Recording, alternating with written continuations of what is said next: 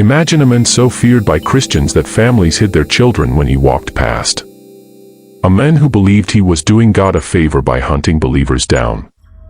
If any section of this biblical exposition speaks to you as you listen, say Amen in the comments section.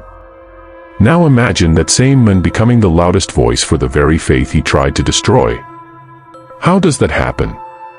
How does a persecutor become the most influential missionary in early Christianity? And how did one man, traveling by foot, donkey, and ship, help push a small movement out of Judea and into the heart of the Roman Empire?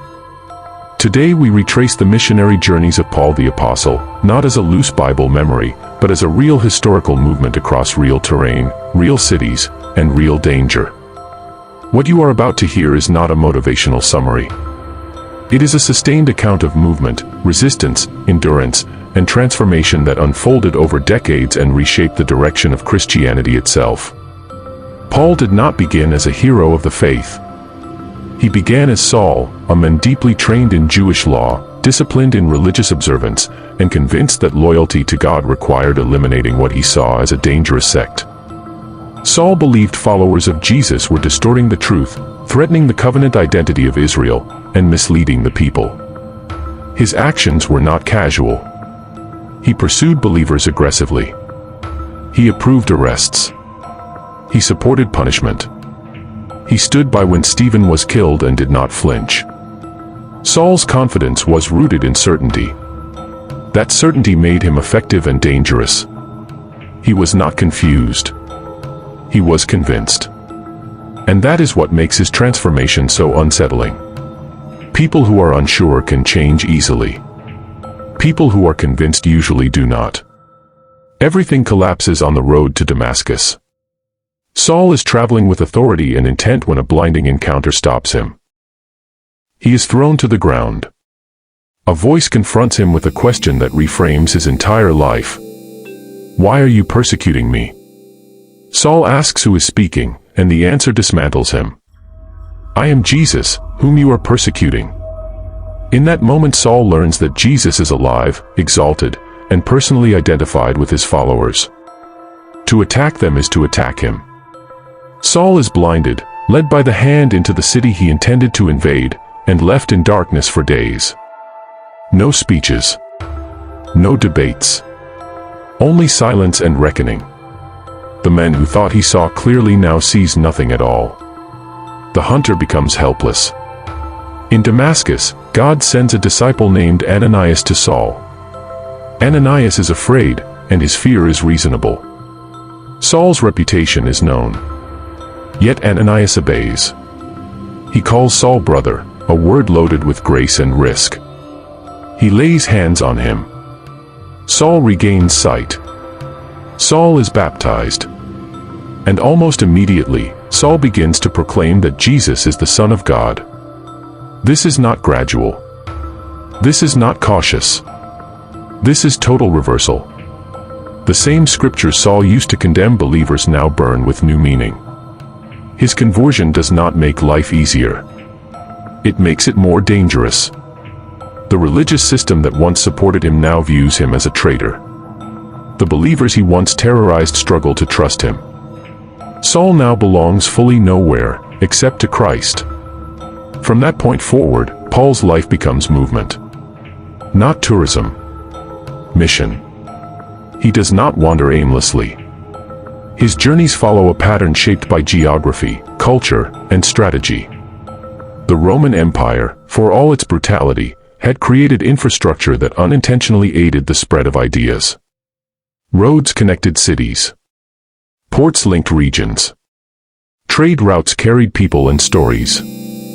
Greek functioned as a common language across much of the Eastern Empire. Jewish communities existed throughout major cities, forming synagogues that provided initial entry points for Paul's preaching. Paul understood this world. He knew where influence concentrated. He targeted cities that mattered, not because villages were unimportant, but because cities shaped regions.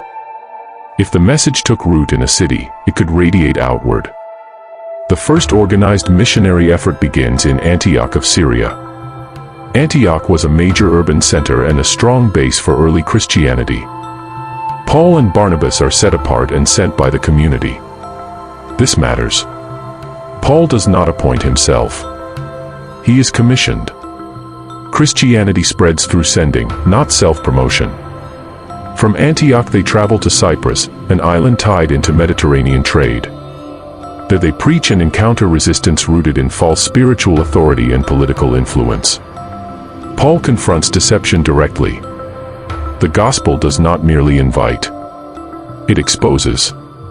From Cyprus they move into Asia Minor, entering regions dense with cities shaped by Roman administration and Greek culture. In Pisidian Antioch, Paul follows his usual pattern. He enters the synagogue, reasons from Scripture, and presents Jesus as the fulfillment of Israel's hope. Many listen. Interest grows. And with growth comes hostility. Jealousy surfaces among leaders who feel their influence slipping.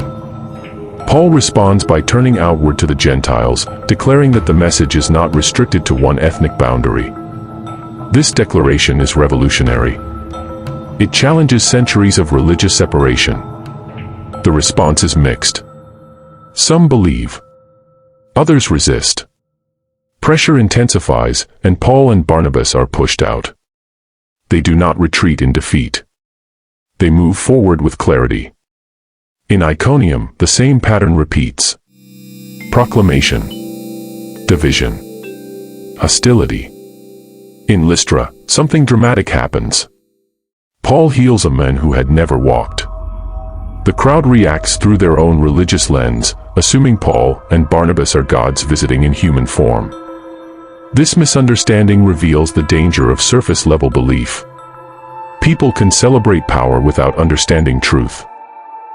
Paul and Barnabas refuse the praise, insisting that worship belongs to God alone. That refusal does not protect them. Opposition arrives from neighboring cities. The crowd turns violent. Paul is attacked so severely that he is left for dead. He survives. He rises. And he continues. This moment strips away any romantic notion of early mission. Paul's work is paid for in blood, pain, and rejection. After strengthening new believers and appointing leaders, Paul and Barnabas return to Antioch. They report not success stories, but evidence that God is working among Gentiles. This return closes the first major journey and opens a deeper controversy within the growing movement. The question of Gentile inclusion becomes unavoidable. If Gentile believers must adopt Jewish identity markers fully, the movement remains limited. If they are welcomed through faith in Christ, the movement becomes global. Paul argues fiercely for the latter. This theological conviction shapes everything that follows and places Paul in repeated conflict with those who want tighter boundaries. Before the second journey, tension surfaces even among leaders. Paul and Barnabas disagree sharply over John Mark. They separate. This is not failure. It is reality. Early Christian leadership includes disagreement, disappointment, and separation. Yet the mission expands rather than collapses. Barnabas goes one direction. Paul goes another, accompanied by Silas. Paul revisits earlier churches, strengthening them. He does not build and abandon. He builds and reinforces. During this period, Paul meets Timothy, a young believer who becomes one of his closest partners. Timothy's presence shows Paul's long view. He is not only concerned with immediate impact. He is forming future leadership. A movement that does not reproduce leaders dies quickly. Paul invests deeply in people who will carry the work beyond his lifespan. As Paul travels, direction shifts. Plans change. A vision calls him toward Macedonia. This move pushes the mission deeper into Europe. In Philippi, a Roman colony, Paul encounters a slave girl exploited for profit through spiritual manipulation. When Paul frees her, her owners lose income. The response is swift and violent. Paul and Silas are beaten and imprisoned. This scene reveals a consistent pattern. When the gospel threatens money, backlash escalates. In prison, Paul and Silas pray and sing. Not because pain is imaginary, but because their identity is anchored beyond circumstance. An earthquake shakes the prison. Chains loosen. Doors open. The jailer, believing prisoners have escaped, prepares to end his life. Paul stops him. The jailer asks what he must do to be saved. That night, he and his household believe. Christianity enters a Roman official's home through suffering, not comfort. From Philippi, Paul moves to Thessalonica. Some believe. Many resist. Opposition grows. He moves to Berea, where people examine the scriptures carefully. This detail becomes significant because it models thoughtful faith. Yet trouble follows Paul even there. Opposition networks chase him. He eventually reaches Athens, a city known for philosophy and debate. Paul engages the intellectual culture directly, observing their religious environment and presenting the God he proclaims using language they can grasp. Some mock. Some listen. Some believe. Athens demonstrates that Christianity does not fear ideas. It presents truth and accepts varied responses. Paul then goes to Corinth, a city marked by commerce, moral complexity, and social division. He stays longer here, working, teaching, and building a church. Corinth later struggles deeply, as reflected in Paul's letters, but Paul does not abandon it. He corrects, instructs, and shepherds from a distance. This reveals Paul not just as a missionary, but as a pastor. His concern extends beyond conversion to formation. The third journey centers heavily on Ephesus, one of the most influential cities in the region. Paul remains there for an extended time, teaching regularly and forming disciples deeply. Ephesus becomes a hub from which the message spreads throughout the surrounding area. This shows Paul's strategic depth. He builds strong centers that multiply influence. But Ephesus is also a battleground. The city's economy is tied to idol production. As people turn away from idol worship, craftsmen lose profit. Economic threat leads to public outrage and a riot. This moment reveals the social impact of the gospel. When worship changes, economics change. When economics change, unrest follows.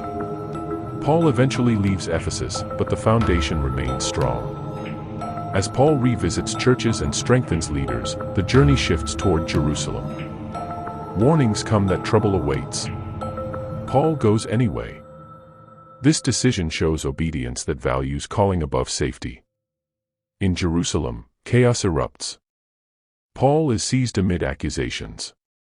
He enters a prolonged legal process, moving between authorities.